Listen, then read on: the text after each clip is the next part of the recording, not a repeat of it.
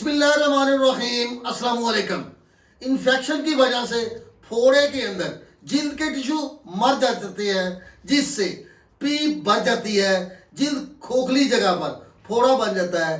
आज मैं आपको फोड़ा फिंसी के मुतालिक आगाह करूंगा। अगर आप मेरे चैनल पर नए हैं तो मैं तमाम दोस्तों को वेलकम, खुशामदीद कहता हूँ। आप मेरे चैनल को सब्सक्राइब कीजिए और बेल आइकॉन का बटन भी प्रेस कर दीजिए ताकि मेरी हर आने वाली वीडियो आपको नोटिफिकेशन के साथ मिल सके। जिल्द के फोड़े आमतौर पे दीगर चीजों जैसे कीड़ों के काटने से, गंदी सुइयों के इंजेक्शन की वजह से भी बन सकते हैं।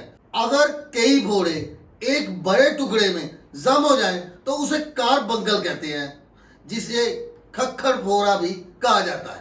ज्यादातर फोड़े स्टेफाइलोकोकस ऑरियो की वजह से होते हैं, एक खास किस्म का बैक्टीरियम जो आमतौर पे जिल्द और नाक के अंदर पाया जाता है। फोड़े बाज़ औक़ात ऐसी जगहों पर नमूदार होते हैं जहां कोई चोट लगी हो, कीड़ों ने काटा हो या जिल्द टूट गई हो, जिससे बैक्टीरिया जिस्म में आसानी से दाखिल हो जाते हैं और फोड़ा फिंसी का सबब बनते हैं। फोड़े सतही इन्फेक्शन होते हैं जिसमें जिल्द की एक पतली तह मुतासर होती है, और कार्बंकल फोड़े आमतौर पे बड़े और गहरे होते हैं जिसमें पीप से भर जाने वाली जगह पर लाली, सुरख, दर्दनाक सोजन होती है। कार्बंकल एक किस्म का स्टिफ इन्फेक्शन है जो फोड़े मुतासरा टुकड़ों के मजमूए की वजह से होता है। फोड़े फिंसियों की तिब्बी अलामत में लोहे की कमी का अनीमिया यानी आयरन की वजह से जो अनीमिया होता है, इस फोड़े फिंसियों की वजूहात में शामिल है। ज़ियाबीतस यानी शुगर, पीछे एंटीबायोटिक का इस्तेमाल, ज़ाती हफ्ज़ाने सेहत में नाकामी, मोटापा, HIV और दीगर इम्यून सिस्टम की खराबियों की वजह से फोड़े फिंसियाँ जिस्म पर ज़्यादा बनती हैं। इसकी अलामत में एक दर्दनाक सुरख हिस्सा जो छूने से शुरू होता है, जो 2 से 3 सेंटीमीटर तक बढ़ सकता है। मुतासा हिस्से के इर्द गिर्द सुर्खी माइल या रखवानी रंग की सोजन हो जाती है। जिल्द का कुछ हिस्सों में पीप पड़ जाती है। पीले रंग की सफेद नोकदार नशुनुमा जो बिलाकर फट जाती है और बाहर पीर निकल आती है, जिसे आप फिंसी या फोड़ा कहते हैं। कुव्वत मुदाफियत को बढ़ाने के लिए एक अहम दाद है फोड़े के इलाज में जरूरी है जिंक के साथ साथ विटामिन A, मछली और दूध की मसनूआत, विटामिन C, फल और सब्जियां, विटामिन E, गिरी दाने, मेवे और बीज पर मुश्तमिल ग़िज़ाएं जो बदावती निज़ाम को मजबूत बनाने के लिए बेहद ज़रूरी हैं।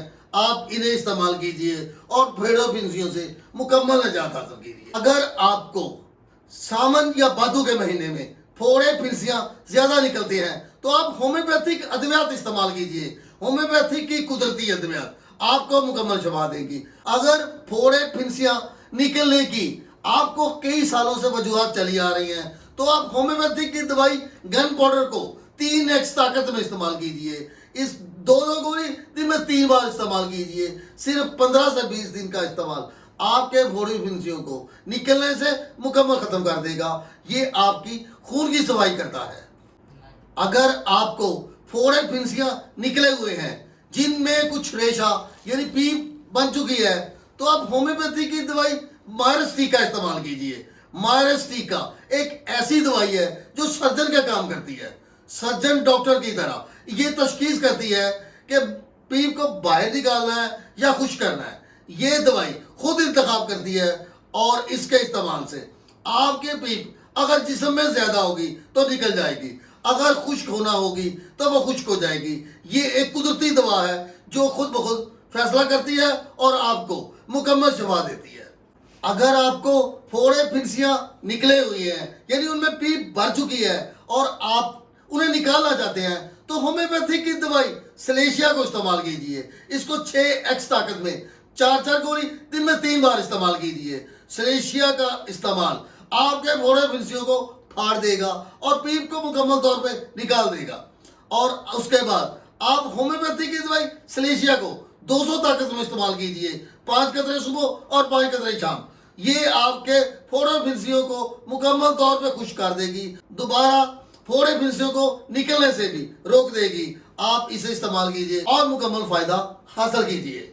अगर आपको फोड़े फिंसियों निकले हुए हैं तो होम्योपैथी की एक ऐसी दवाई जिसे हेपर सल्फ कहते हैं, आप इसे इस्तेमाल कीजिए। इसको 30 ताकत में लीजिए।